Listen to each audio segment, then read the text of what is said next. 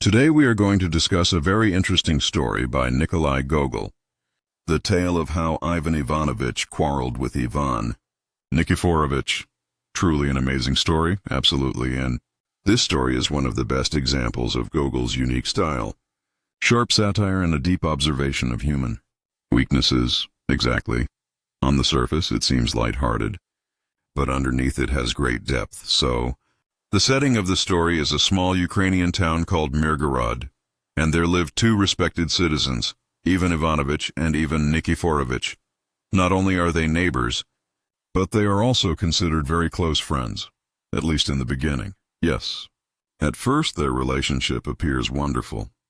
Chatting over tea, giving each other advice, asking about each other's health. It seems like a perfect friendship, complete harmony. But then, as often happens in Gogol's stories, a very small matter. Yes, a tiny misunderstanding turns into a huge and ridiculous quarrel that continues for years. And what happens to the friendship? It simply ends. Meaningless lawsuits, childish insults, and endless revenge consume everything. And that is Gogol's brilliance. Through this foolish conflict, he shows how pride, ego, and stubbornness can destroy even the best relationships. Absolutely. Behind the humor lies a bitter truth about human nature, how trivial matters can turn into lifelong bitterness. Before moving ahead, one clarification is necessary. Of course, this discussion is only for educational and entertainment purposes. We are not presenting a word-for-word translation of Gogol's story, but rather a simplified explanation, and the voiceover has been created using AI tools, so there may be small pronunciation mistakes. Now let us look more closely at these characters. First, Ivan Ivanovich. Gogol describes him in great detail, especially his elegant coat. Yes, the coat is mentioned repeatedly, its fine wool and even its color.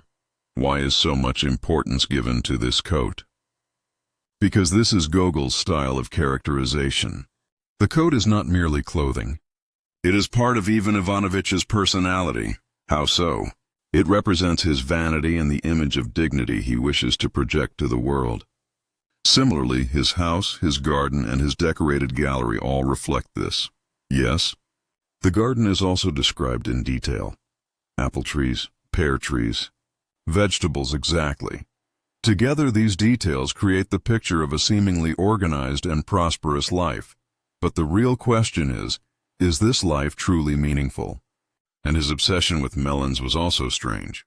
Yes, after every meal he would order 2 melons, cut them himself, and carefully preserve the seeds in paper packets with dates and even guests' names written on them. Is this just a habit, or does it mean something deeper? I think it reflects an attempt to create meaning in an otherwise empty life. When people lack a greater purpose, they begin giving extraordinary importance to trivial things. So these daily routines and obsessions perhaps fill an inner emptiness, hidden beneath a calm but stagnant life. His religious behavior is also interesting. Attending church and speaking to beggars, yes. It reveals contradictions in his character. Outwardly he appears moral and kind, but in practice there is hollowness.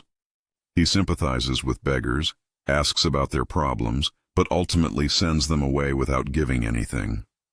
On the other side, there is Ivan Nikiforovich. He is also considered a good man and is Ivan Ivanovich's close friend, but his personality is completely different. Very different.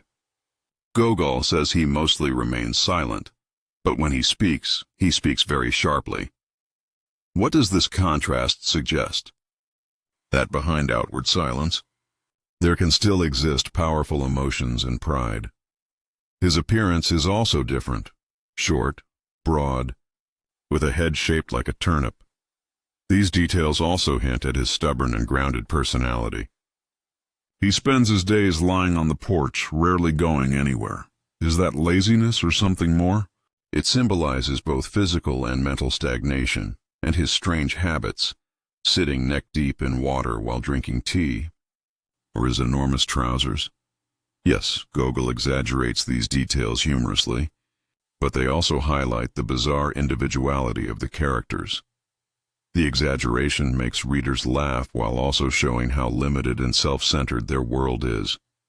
Despite all these differences, their early friendship is described as ideal. Yes, they cared for one another and even attended church together. So how did such a friendship collapse so suddenly? And that is the most interesting and tragic part of the story. The quarrel begins over something completely trivial. An old gun. A gun? Yes. Ivan Ivanovich notices some old belongings lying in Ivan Nikiforovich's yard. Old clothes, a sword, and a gun. Suddenly, he strongly desires the gun. The desire itself seems childish and meaningless. Exactly. He immediately goes to ask for it, but Ivan Nikiforovich refuses. He says the gun is valuable and necessary for protection against thieves, even though the lock is broken, and this is where the conflict begins. Yes, Ivan Ivanovich tries bargaining. First he offers a brown pig in exchange for the gun. A pig for a gun? What a bargain! And Ivan Nikiforovich's response is equally insulting. He sarcastically asks whether the pig is meant for the devil's feast. Then Ivan Ivanovich adds 2 sacks of grain to the offer, but Ivan Nikiforovich still refuses.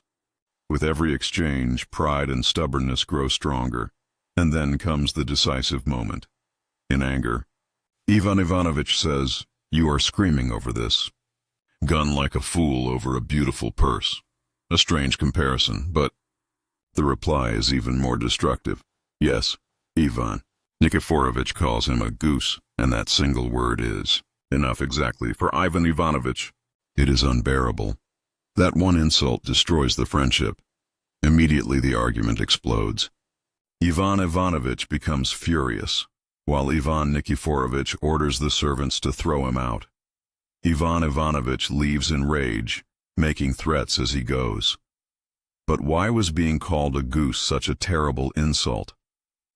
Perhaps it implied foolishness or stupidity, which a respectable man like Ivan Ivanovich could not tolerate. But the real issue was no longer the gun or the insult itself. Then what was it? It had become a clash of egos. The gun and the word goose were only excuses. So pride was the real problem, absolutely. And the conflict does not stop there. Another character becomes involved, Agafya Fedosievna. Who was she?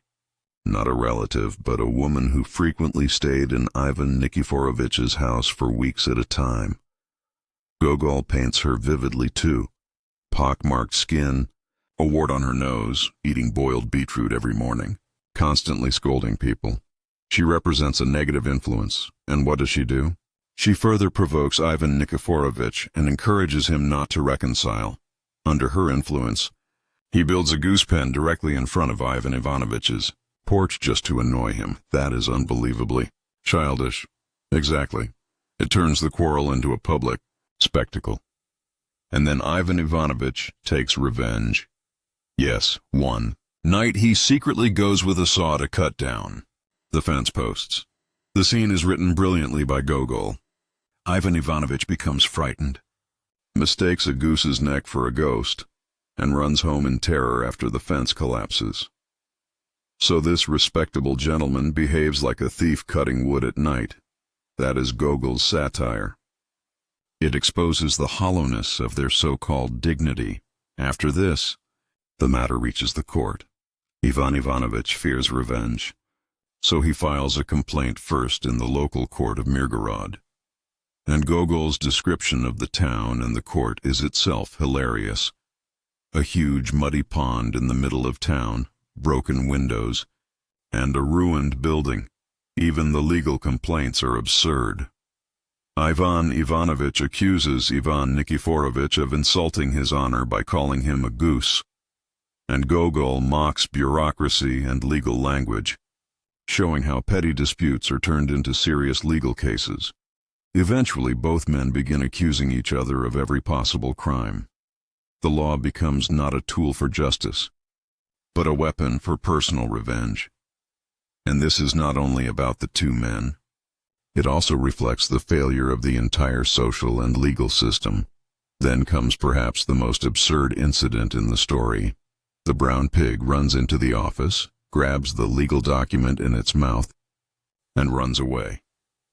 It sounds unbelievable, but this is gogol's humor at its peak.